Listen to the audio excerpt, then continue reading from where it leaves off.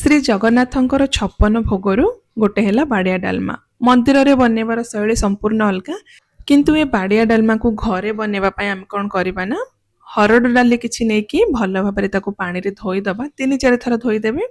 ଅପରିଷ୍କାର ପାଣି ବାହାର କରିସାରିଲା ପରେ ଭଲ ପାଣି କିଛି ଦେଇକି 15-20 ମିନିଟ୍ ପାଇଁ ବତୁରିବା ପାଇଁ ରଖିଦେବା। ପ୍ରେସର କୁକର ଯେହେତୁ ଆମେ ୟୁଜ୍ କରିବାନି, ବତୁରେଇକି ରଖିଲେ ଡାଲି ଆମର ବହୁତ ଜଲ୍ଦି ସିଝିଯିବ।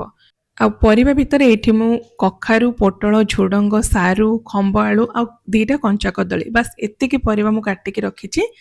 ଏବେ ଆମେ ଗୋଟେ ଜାଗାରେ ପାଣି 1-1.5 ଲିଟର ପାଖାପାଖି ଗରମ କରିଦେବା। ପାଣି ଗରମ ହେଇସାରିଲା ପରେ ଯେଉଁ ଡାଲି ଆମେ ବତୁରେଇକି ରଖିଥିଲେ ସବୁ ଡାଲିକୁ ଏଥିରେ ମିକ୍ସ କରିଦେବା। ତା ସହିତ ହଳଦୀ ଗୁଣ୍ଡ କିଛି ଦେଇକି ସେ ଯେଉଁ ଡାଲିଟାକୁ ଟିକେ ଫୁଟିବା ପାଇଁ ଛାଡ଼ିଦେବା। ଆଉ ଡାଲିଟା ଟିକେ ଫୁଟି ସାରିବା ପରେ ଯେଉଁ ପରିବା ଆମେ କାଟିକି ରଖିଥିଲେ ସବୁ ପରିବାକୁ ମିକ୍ସ କରିଦେବା। ତା ସହିତ ଡାଲି ଆଉ ପରିବା ଦେଖିକି ସ୍ୱାଦ ହିସାବରେ ଲୁଣ ଆଡ଼୍ କରିଦେବା।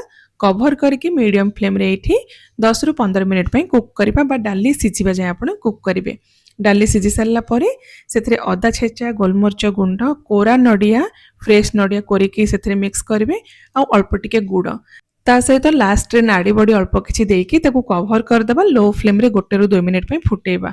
1-2 ମିନିଟ୍ ପରେ ଏଇଟା ପୁରା ବଢ଼ିଆ ସେ ରେଡ଼ି ହେଇଯିବ। ଏବେ ଆମେ କ'ଣ କରିବା ନା, ୟା ଉପରେ 1 ଚାମଚ ପାଖାପାଖି ଜିରା ଆଡ଼୍ କରିବା।